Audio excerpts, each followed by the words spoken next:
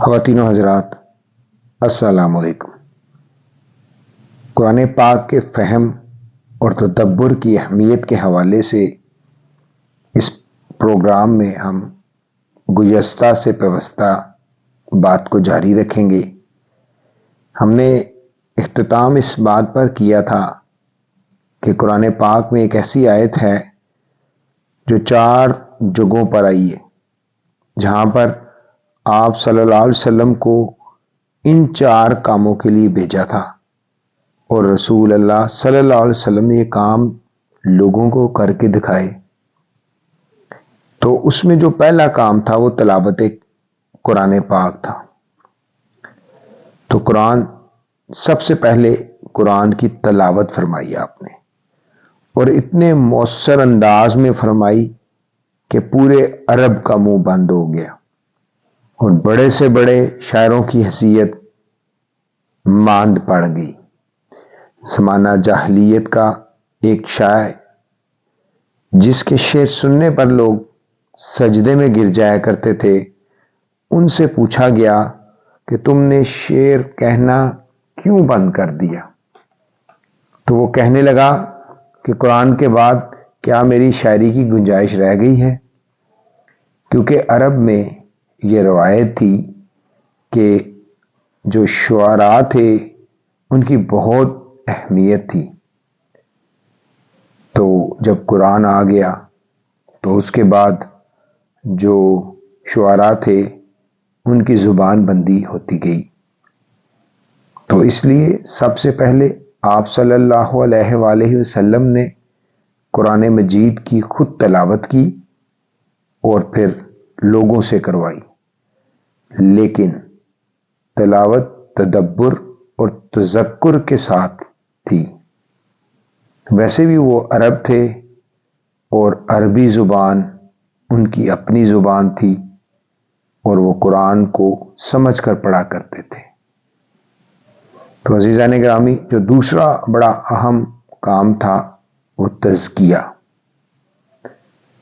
یہ کیا تلاوت قرآن پاک کے ذریعے تزکیہ قلوب اور تطہیر نفوس کا عمل عظیم پایا تکمیل تک پہنچایا۔ سورۃ مزمل کی ابتدائی آیات سے پتہ چلتا ہے کہ صحابہ کرام کے تربیتی کورس میں اہم ترین بات یہ تھی کہ وہ نصف شب یا اس سے کم و بیش اللہ تعالیٰ کے حضور قیام کرتے اور نوافل کے دوران ترتیل کے ساتھ تلاوت قرآن کرتے رہے۔ یہ عمل صحابہ کرام رضی اللہ تعالیٰ عنہ پر تقریباً 1.5 سال تک فرض رہا، پھر سنت موقدہ کے درجے میں آ گیا۔ آپ صلی اللہ علیہ وسلم یہ عمل پوری زندگی فرض کے طور پر کرتے رہے۔ آپ صلی اللہ علیہ وسلم تلاوت کے دوران میں جب رحمت کی آیات پر رحمت کی دعائیں مانگتے اور غصہ اور غضب کی آیات پر اللہ سے پناہ مانگتے، یوں تلاوت و دعا آپس میں مل جاتی اور شدید گریہ کی کیفیت طاری ہوتی۔ اس کیفیت کو تزکیہ و تطہیر کا بہترین ذریعہ قرار دیا گیا۔ قرآن پاک میں سورۃ مزمل بسم اللہ الرحمن الرحیم، یا ایہا المزمل قم اللیل الا قلیلا نصفہ او انقص منہ قلیلا او زد علیہ ورتل القرآن ترتیلا انا سنلقی علیک قولا ثقیلا ان ناشئۃ اللیل ہی اشد واطعم واقوم قیلا، یعنی اے کپڑوں میں لپیٹنے والے، رات کو قیام کیا کرو مگر تھوڑی سی رات، یعنی نصف رات یا اس سے کچھ کم یا نصف سے کچھ زیادہ، اور قرآن کو خوب ٹھہر ٹھہر کر پڑھا کرو، ہم ان قریب تم پر ایک بھاری فرمان نازل کریں گے، یعنی مراد قرآن پاک ہے۔ کچھ شک نہیں کہ رات کا اٹھنا نفس حیوانی کو سخت پامال کرتا ہے اور اس وقت ذکر بھی درست ہوتا ہے۔ تو قرآن اس بارے میں مزید فرماتا ہے شفاء لما فی صدور، یعنی کہ دلوں میں جو بیماریاں ہیں ان کے لیے قرآن شفا ہے۔ تو ہم کہہ سکتے ہیں کہ تزکیے کا اصل ذریعہ قرآن ہی ہے۔ خواتین و حضرات، جو تیسرا اہم کام آپ صلی اللہ علیہ وسلم کے فرائض منصبی میں شامل تھا وہ تعلیم الکتاب تھا۔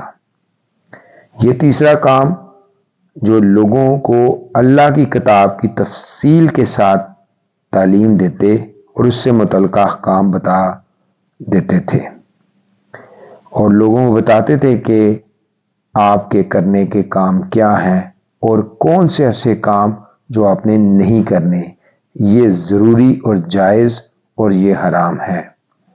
تیسرا کام یعنی تعلیم الکتاب 15 سال بعد اپنے جوبن پر آیا۔ 13 سال مکہ میں اور پھر 2 سال مدینے میں گزار دیے۔ اس کے بعد قرآن کے احکامات نازل ہونا شروع ہوئے کہ حلال اور حرام کیا ہے۔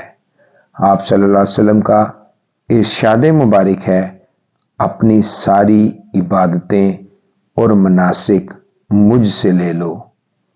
مناسک اور احکام شریعت کی تفصیلی تعلیم اس زمانے میں دی گئی کیونکہ ان پر صحیح طور پر عمل اسی صورت میں ممکن تھا جب ایک اسلامی معاشرہ اپنے ارتقاء کی منازل طے کرنے کے بعد تشکیل پا چکا تھا۔ چوتھا، تعلیم الحکمت۔ چوتھا کام یہ کیا کہ لوگوں کو اللہ کی اس کتاب کے مطابق زندگی گزار کے دکھا دی کہ زندگی گزارنے کا حکیمانہ اور دانشمندانہ طریقہ یہ ہے، اسے سنت کہتے ہیں۔ سنت سے مراد 3 چیزیں ہیں، یعنی آپ صلی اللہ علیہ وآلہ وسلم کے اقوال، آپ صلی اللہ علیہ وآلہ وسلم کا عمل، اور کسی معاملے میں آپ صلی اللہ علیہ وآلہ وسلم کی خاموشی، یعنی آپ صلی اللہ علیہ وآلہ وسلم نے کوئی بات یا کوئی عمل کرتے ہوئے دیکھا یا سنا اور اس سے منع نہیں فرمایا بلکہ اسے برقرار رکھا، اسے تقریر کہتے ہیں۔ خواتین و حضرات، ہم نے کیا کیا؟ جو امر انتہائی غور طلب ہے اور جس پر ہمیں فکر مند ہونا چاہیے وہ یہ تھا کہ جو متذکرہ اول 2 کام ہیں جس میں تلاوت قرآن پاک اور تزکیہ ہے، ہم نے چھوڑ دی، جبکہ جو ثانی ذکر کردہ کام یعنی تعلیم الکتاب اور تعلیم الحکمہ جو کہ پہلے 2 کاموں کے بغیر نہیں ہو سکتے، ان پر ہم آج بھی زور دے رہے ہیں، اور وہ بھی ناقص طریقے سے۔ دینی مدرسوں میں فنون تو پڑھائے جاتے ہیں، یعنی منطق، فلسفہ، حیت، ریاضی وغیرہ، لیکن قرآن و سنت کی تدریس میں کوتاہی ہو رہی ہے۔ دوسری جانب یونیورسٹی کی سطح میں BA تک اسلامیات موجود ہے لیکن قرآن نصاب سے خارج ہے۔ نتیجہ یہ نکلتا ہے کہ طلباء محنت سے جو اپنی تعلیم سے فارغ ہوتے ہیں تو اس کے بعد ان کو کچھ آتا ہے مگر وہ قرآن سے نابلد ہوتے ہیں۔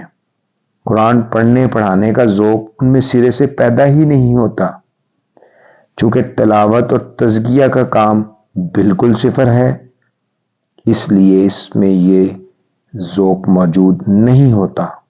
وہ قرآن مجید کو شروع سے آخر تک پڑھے تو اس کی روح پھڑک اٹھے، یا وہ قرآن کو صبح و شام اور سونے سے پہلے پڑھے تو اس کی آیات پر غور و فکر کر کے आंसू बहाए या ऐसा ज़ौक़ व शौक़ हो कि कुरान की आयत उनसे बातें करें, वो अल्लाह से हम कलाम होने लगे।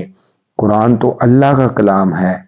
अगर आप उसको समझ कर पढ़ेंगे तो एक एक आयत मुबारका में समझ में आती चली जाएगी। जब इंसान अल्लाह से हम कलाम होगा तो उससे उसकी शख्सियत पाक होती चली जाएगी। ये काम हमसे छूट गया है और हमसे ये क्या पूरे इस्लाम में ये काम नहीं हो रहा। लोग तिलावत करते हैं मगर बगैर सोचे समझे, बगैर फिक्र व तदब्बर के, और जिन्होंने कुछ अरबी ज़ुबान पढ़ ली और कुरान को समझने लगे तो उन्होंने चंद आयत सिर्फ मनाजरे के लिए संभाल रखी हैं, बाकी कुरान उनके निसाब से ही खारिज है। हालांकि कुरान इस बारे में इरशाद फरमाता है, इन्ना फी ज़ालिका लज़िक्रा लिमन कान लहू क़ल्बुन औ अलकस्समा व हुवा शहीद। जो शख्स दिले आगाह रखता है या दिल से मुतवज्जो होकर सुनता है उसके लिए इसमें नसीहत है, यानी तबसिरतुन व ज़िक्रा लिकुल्ली अब्दिन मुनीब। रुजू करने वाले बंदे के लिए ये हदायत और नसीहत है। कुरान हर रुजू करने वाले बंदे की आंखें खोल देने वाला और दिल में अल्लाह की याद बिठा देने वाला कलाम है। करने का असल काम यह है कि एक दफ़ा कुरान को समझकर पढ़ लिया जाए और फिर इसको अपना मामूले ज़िंदगी बना लिया जाए। हमें अगर ज़िंदगी में हम शदीद परेशानियों में मुब्तला हों या ज़िंदगी से बेजार हों तो हमें इस बात को गौर से सुनना और उस पर अमल करने की साई करना है कि जो भी परेशानी है या जिस भी किस्म के मसले से हम दो चार हैं, हमें उससे निजात मिलने का सिर्फ एक ही रास्ता है, वो ये कि ऐसा किया जाए कि कुरान को इब्तिदा से समझ के पढ़ना शुरू कर दिया जाए, लेकिन आंखें खोलकर बाकायमी होशो हवास और दिल के दरवाजे खोलकर पढ़ना पड़ेगा। पढ़ते पढ़ते हमारे सामने एक आयत आ जाएगी और ये आयत हमें खुद बताएगी कि मैं तुम्हारा इलाज हूँ। इस आयत को बार बार पढ़ते रहना, जब तबीयत सैर हो जाए तो फिर आगे चलना, तलावत करते जाना।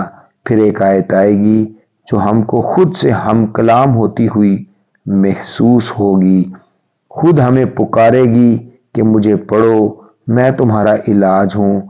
इस आयत को बार बार पढ़ना और जो है हमें किसी से भी कतन पूछने की हाजत नहीं होगी। वो आयत खुद ही हमें बताएगी कि मुझे बार बार पढ़ो। वहाँ रुक कर कसरत से उसकी तिलावत करेंगे, बार बार दिल की गहराई से मोहब्बत और तड़प से पढ़ेंगे, और जब तबीयत में ठंडक और सेरी महसूस होने लगे तो ऐसे चल देना, और यूं ही चलते चलते हम कुरान मजीद को ख़त्म कर लेंगे। कुरान पाक की आयत अल्लाह तबारक व तआला के पैगामात हैं, ये अल्लाह की टेलीग्राम्स हैं। ये अलग बात है कि हम इनको कभी पढ़ कर ना देखें। तलावत और तज़किये का अमल करने की बजाय हम तालीमुल किताब और तालीमुल हिकमत की तरफ से इब्तिदा करते हैं। अगरचे इस अमल को बहुत कम लोगों ने किया है, लेकिन जितने लोगों ने भी किया उन्होंने इसकी ठीक तरतीब से काम किया। यानी कि पहला काम कुरान की आयत की तिलावत है, हमें इसको करना है और कुरान को समझकर हम उसकी तिलावत करेंगे। जब हम ऐसा करेंगे तो कुरान की आयत हमसे हम कलाम होंगी, वो कुछ समझ के पैगाम वसूल करेंगे, बात दिलों में उतरेगी और इस तरह हम अपनी ज़िंदगी में कामयाब हो जाएंगे। वरना अमल के बगैर शायद तिलावत का सवाब हासिल हो जाता है, لیکن اگر ہم اس کو سمجھیں گے نہیں، فہم اور تدبر نہیں کریں گے تو مقصد فوت ہو جائے گا۔ تو عزیزان گرامی، اللہ سے اس بات کی دعا کرتے ہیں کہ اللہ ہمیں قرآن کو سمجھنے کی توفیق عطا فرما، اور جو ترتیب قرآن نے ہم سب کو بتائی ہے کہ سب سے پہلے قرآن پاک کی آیات کی تلاوت کرنا، کثرت سے تلاوت کرنا، اس کے ذریعے سے تزکیہ نفس کرنا، پھر کتاب الحکمت کی تعلیم آپ صلی اللہ علیہ وسلم کی احادیث کی روشنی میں سیکھنا، اور سب سے آخر پہ جو ہمیں کرنا ہے وہ کتاب الحکمت کی بتائی ہوئی چیزوں کو تعلیم الحکمت کا کام فریضہ سر انجام دینا۔ تو اللہ ہم سب کا حامی و ناصر ہو، عافیت برکت دے۔ بہت شکریہ۔ السلام علیکم۔